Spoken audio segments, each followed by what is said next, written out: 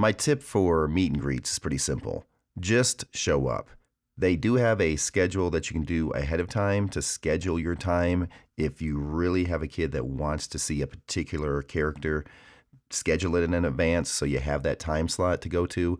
But I found that most times I just come around a corner and there was Mickey or Minnie or Pluto or Goofy, and the line to see the character at that point wasn't very long, so we just get in line and do it. So that's my advice. Just go with the flow, have your camera ready.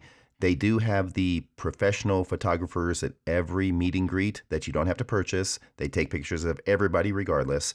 And also, you can bring your phone or your camera, and the cast member will take a picture of you or your family with your camera, and they'll do it for free of charge. Please take a minute to like this video and subscribe for more content. Thanks.